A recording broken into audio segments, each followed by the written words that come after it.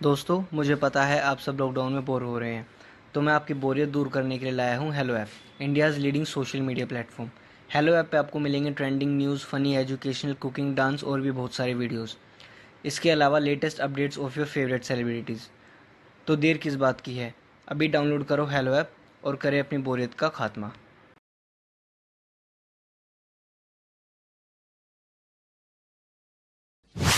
नेहा के आने से शालिनी अब अपने देवर रोहन का ख्याल नहीं रख पाती थी। नेहा को शालिनी का उसके पति से बात करना बिल्कुल भी अच्छा नहीं लगता था। एक दिन, रोहन, मुझे मंदिर छोड़ दो ना। हाँ भाभी, चलिए। तभी वहाँ नेहा आ जाती है। भाभी, आप ऑटो से चली जाइए ना, हम लोगों को तो लेट हो रहा है, हम चलते हैं। चलो रोहन। अरे, मंदिर जाने में सिर्फ 10 ही मिनट तो लगेगा, बाइक से ले चलना मुझे। सॉरी भाभी, आज आप मैनेज कर लीजिए प्लीज। शालिनी उदास हो जाती है। एक दिन नेहा अपनी सास के कमरे में उनका सामान रखवाने में मदद कर रही होती है। तभी उसकी नजर एक अंगूठी के डब्बे पर पड़ती है। वो उसे खोलकर देखती है तो उसमें सोने की बहुत ही सुंदर अंगूठी मिलती है। अरे मम्मी जी, ये अंगूठी तो बहुत सुंदर है। हाँ बहू, मेरी सास ने मुझे दी थी। कितनी अच्छी अंगूठी है, और मम्मी जी के कमरे में यूं ही पड़ी हुई है। इसे तो मैं ही ले लेती हूँ, बेचकर अपने लिए एक सोने की चेन या कंगन बनवा लूंगी। नेहा अंगूठी का डब्बा चुरा लेती है और वो ज्वेलरी शॉप जाने के लिए घर से निकल ही रही होती है। तभी वहाँ शालिनी आ जाती है। अरे नेहा, कहाँ जा रही हो इतनी हड़बड़ी में?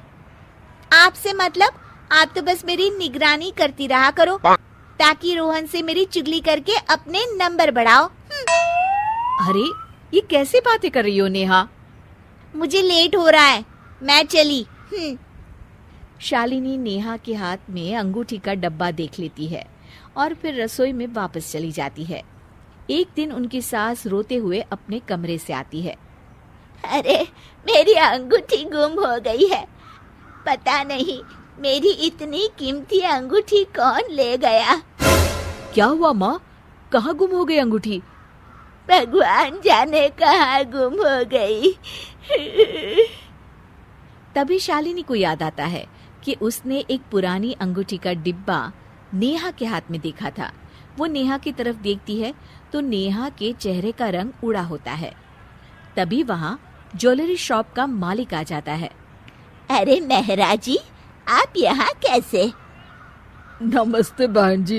अरे, आपकी छोटी बहू आई थी मेरे पास एक अंगूठी बेचने के लिए, और मैंने तो उसे पहचान लिया क्योंकि मैं भी तो आया था ना रोहन की शादी में। क्या है ना कि वो अपना बिल वहीं भूल गई थी, तो मैंने सोचा कि दे दूं। छोटी बहू, ये रहो बिल।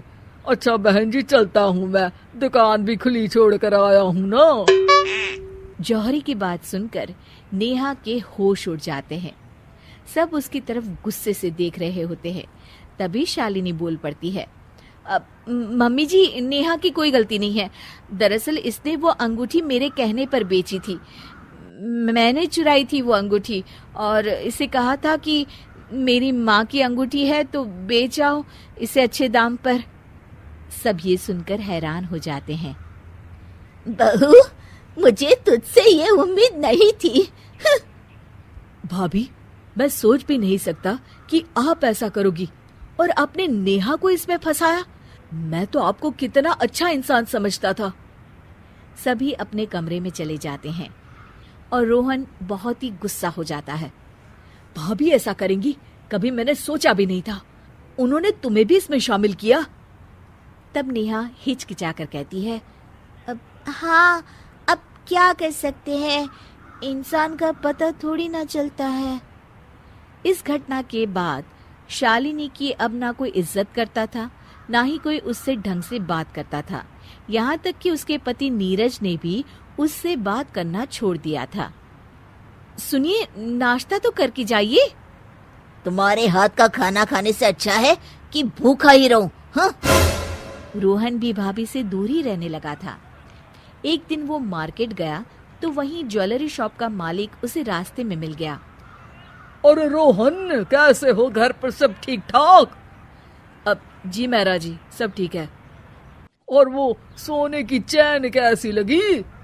सोने की चैन? हाँ, वही छोटी बहू आई थी ना, उस अंगूठी के बदले चेन ही तो बनवाई थी उसने अपने लिए।